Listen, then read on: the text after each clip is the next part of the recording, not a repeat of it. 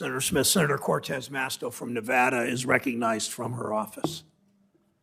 Thank you, Mr. Chair. I appreciate the hearing and to the panelists. I too, like Senator Menendez, have to respond to this idea that somehow there is an overreaction to the climate crisis. I would invite some of my colleagues who believe that to come to Nevada and maybe come visit the Western states, because I can guarantee you everybody that I talk to in my state and in the Western states are dealing with some form of extreme weather because of the climate crisis. I know 50% of the country and 100% of Nevada are in some sort of drought mode. We have a historic declaration that was made by the Bureau of Reclamation along the Colorado River restricting water usage to Nevada and Arizona. And please know, 90% of the water comes off the Colorado River is drinking water for folks in Southern Nevada, where majority of the population is. So you just have to come visit the Western states and understand that people take this very seriously, and we should too. There's a way to do really focus on addressing the climate and having smart policies in place. Let me ask, and let me just talk a little bit about smart policies, because I am very proud in Nevada, in Southern Nevada, we've done a really good job recognizing we get a small proportion of water off the Colorado River, how to conserve, how to reuse that water, how to ensure that we are not only preserving and conserving our water, but recognizing that the population continues to grow as well. And so, Dr. Vashala, let me ask you this. How can the best practices of cities like Las Vegas help inform how other cities can improve their water usage?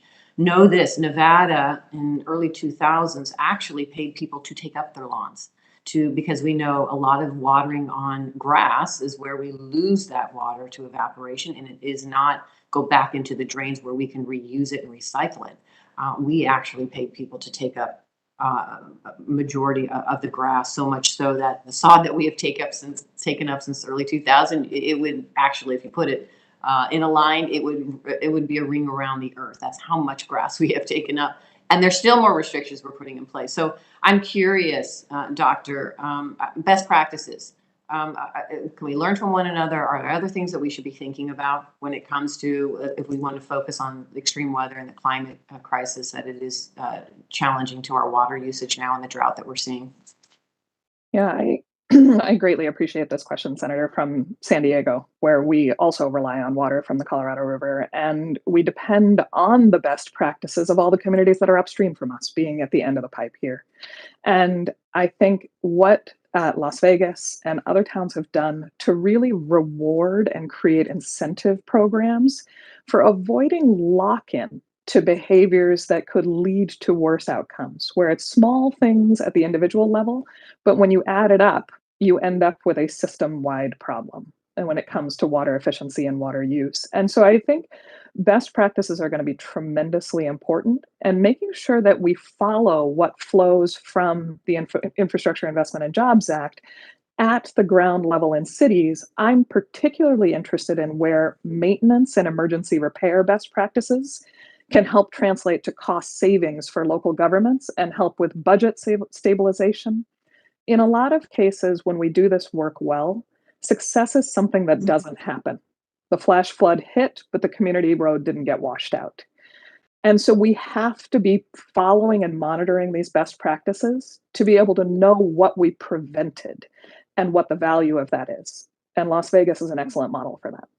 And thank you, I appreciate that. And I, talking about the bipartisan infrastructure package that we passed, there's $800 billion for water infrastructure needs in the West. Exactly. I know that personally because I fought for some of that money so that we could build large-scale water recycling projects, a relationship, and I know a cooperation between Southern Nevada and California to do just that, to augment the water along the Colorado River, which will absolutely have a positive impact on so many of our homeowners. We have to be thinking outside the box. But we also need the federal government working with our local governments, working with our private partners. Everybody should be focused on this and not just rely on one government agency or another, or rely on the corporations thinking that they're going to help us get out of this. You talked about local governments. Let me just touch on one thing. And I know across the country, municipalities are working to harden their infrastructure from extreme heat or flooding, like you've talked about. However, some have highlighted the difficulty of raising enough capital due to climate change, since credit rating agencies are unsure of a community's long-term fiscal stability. Can you speak on the issues facing the municipal bond market for climate vulnerable communities and what needs to be done? Yeah, this is a tremendous challenge, Senator, and it's one that requires a lot more thoughtfulness and work. The implications for the municipal bond market are varied. Communities that have been completely leveled by wildfires are still holding debt that they have to pay back, and that's obstructing their ability to rebuild better. And so, for those communities, you have to think about solutions that actually enable thoughtful transitions. For protecting the bond market itself, all of the investments that we are discussing make bonds more secure.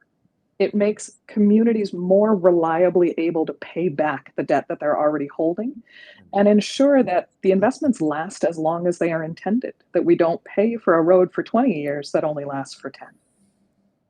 Thank you. I know my time is up, Mr. Chairman. Thank you. Thanks, Senator Cortez Masto. We're going to